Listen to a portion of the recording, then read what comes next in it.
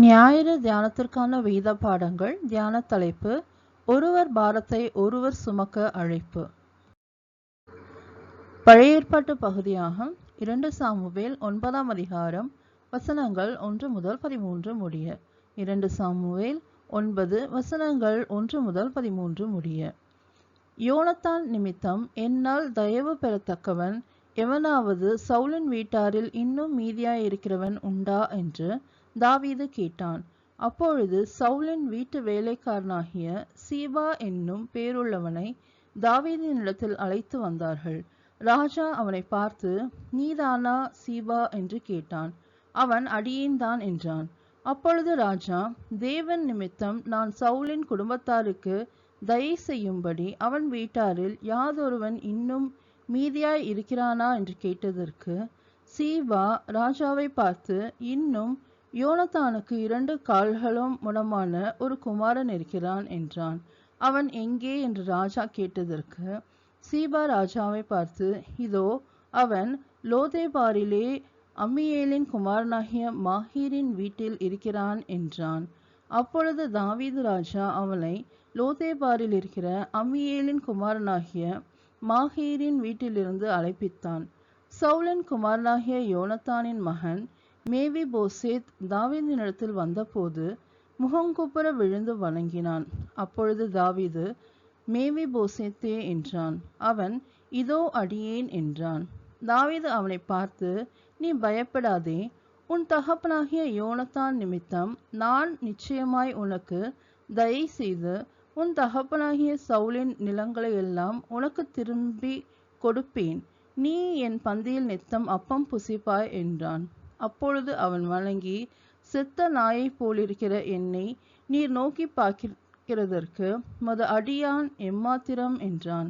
ராஜா சவுலின் வேலைக்காரனாகிய சீபாவை அழைப்பித்து அவனை நோக்கி, சவுலுக்கும் அவன் வீட்டார் எல்லாருக்கும் இருந்த யாவையும் உன் எஜமானுடைய குமாரனுக்கு கொடுத்தேன். ஆகையால் நீ உன் குமாரரையும் உன் வேலைக்காரரையும் கூட்டிக் கொண்டு உன் எஜமானுடைய குமாரன் புசிக்கும் அப்பம் உண்டாயிருக்கும்படி அந்த நிலத்தை பயிரிட்டு அதன் பலனை சேர்ப்பாயாக.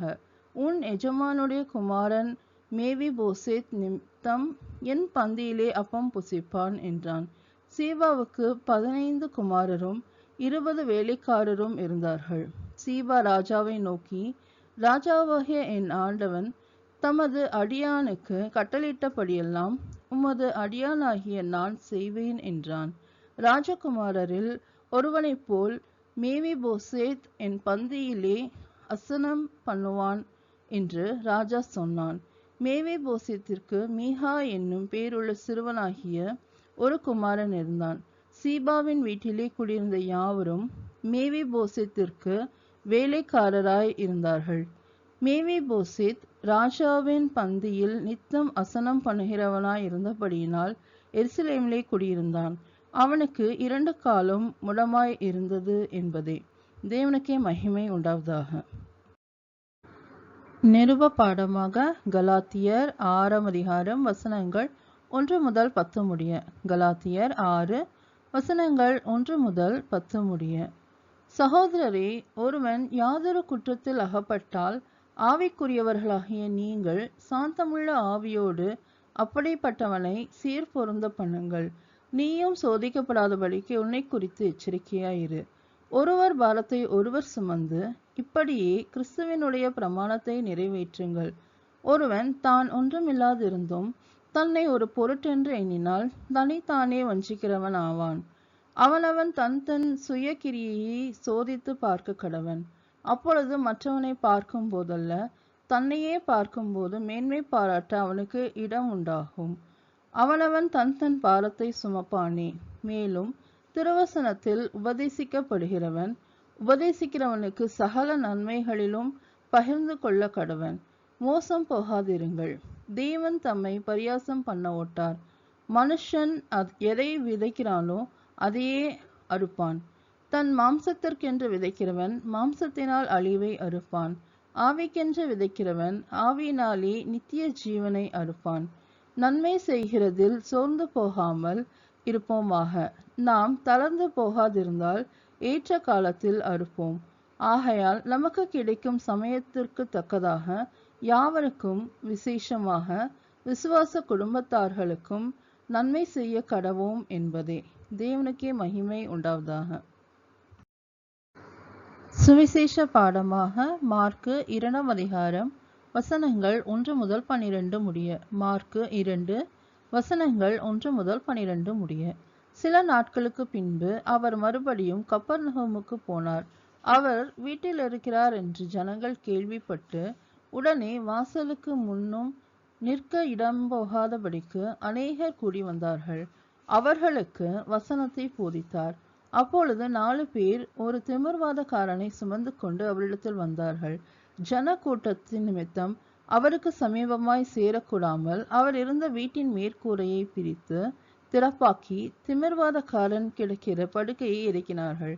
இயேசு அவர்கள் விசுவாசத்தை கண்டு திமிர்வாதக்காரனை நோக்கி, மகனே, உன் பாவங்கள் உனக்கு மன்னிக்கப்பட்டது என்றார். அங்கே உட்கார்ந்திருந்த வேதபாரகரில் சிலர், இவன் இப்படி தேவதூஷணம் சொல்லுகிறதென்ன? தேவன் ஒருவரேயன்றி பாவங்களை மன்னிக்கத்தக்கவர் யார் என்று தங்கள் இருதயங்களில் சிந்தித்துக் கொண்டிருந்தார்கள். அவர்கள் தங்களுக்குள்ளே இப்படி சிந்திக்கிறார்கள் என்று இயேசு உடனே தம்முடைய ஆவியில் அறிந்து அவர்களை நோக்கி, நீங்கள் உங்கள் இருதயங்களில் இப்படி சிந்திக்கிறதென்ன?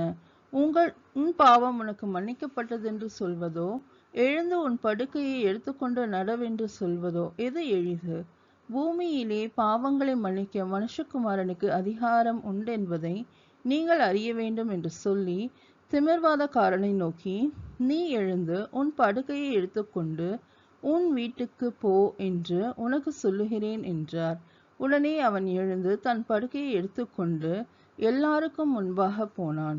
அப்பொழுது எல்லாரும் ஆச்சரியப்பட்டு, நாம் ஒரு காலம் இப்படி கண்டதில்லை என்று சொல்லி தேவனை மகிமைப்படுத்தினார்கள் என்பதே. தேவனுக்கே மகிமை உண்டாவதாக. ஞாயிறு தியானத்திற்கான சங்கீதமாக சங்கீதம் 41. சங்கீதம் 41. சிறுமைப்பட்டவன் மேல் சிந்தையுள்ளவன் பாக்கியவான். தீங்கு நாளில் கர்த்தர் அவனை விடுவிப்பார். கர்த்தர் அவனை பாதுகாத்து அவனை உயிரோடே வைப்பார். பூமியில் அவன் பாக்கியவானாயிருப்பான். அவன் சத்துருக்களின் இஷ்டத்திற்கு நீர் அவனை ஒப்புக்கொடீர். படுக்கையின் மேல் வியாதியாய் கிடக்கிற அவனை கர்த்தர் தாங்குவார். அவனுடைய வியாதியிலே அவன் படுக்கை முழுவதையும் மாற்றி போடுவார். கர்த்தாவே, என்மேல் இரக்கமாயிரும். உமக்கு விரோதமாய் பாவம் செய்தேன். என் ஆத்துமாவை குணமாக்கும் என்று நான் சொன்னேன். அவன் எப்பொழுது சாவான்? அவன் பேர் எப்பொழுது அழியும் என்று என் சத்துருக்கள் எனக்கு விரோதமாய் சொல்லுகிறார்கள். ஒருவன் என்னை பார்க்க வந்தால் வஞ்சனையாய் பேசுகிறான். அவன் தன் இருதயத்தில் அக்கிரமத்தை சேகரித்து கொண்டு தெருவிலே போய் அதை தூற்றுகிறான். என் பகைஞர் எல்லாரும் என் மேல் ஏகமாய் முணுமுணுத்து எனக்கு விரோதமாயிருந்து எனக்கு பொல்லாங்கு நினைத்து தீரா வியாதி அவனை பிடித்து கொண்டது. படுக்கையில் கிடக்கிற அவன் இனி எழுந்திருப்பதில்லை என்கிறார்கள். என் பிராண சிநேகிதனும் நான் நம்பினவனும் என் அப்பம் புசித்தவனுமாகிய மனுஷனும் என் மேல் தன் குதிகாலை தூக்கினான். கர்த்தாவே, நீர் எனக்கு இறங்கி நான் அவர்களோட சரிக்கட்ட என்னை எழுந்திருக்க பண்ணும். என் சத்ரு என் மேல் ஜெயங்கொள்ளாததினால் நீர் என் மேல் பிரியமாய் இருக்கிறீர் என்று அறிவேன். நீர் என் உத்தமத்திலே என்னை தாங்கி என்றென்றைக்கும் உம்முடைய சமூகத்தில் என்னை நிலை நிறுத்துவீர்.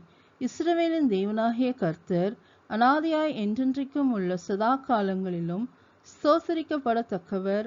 ஆமேன், ஆமேன் என்பதே. தேவனுக்கே மகிமை உண்டாவதாக.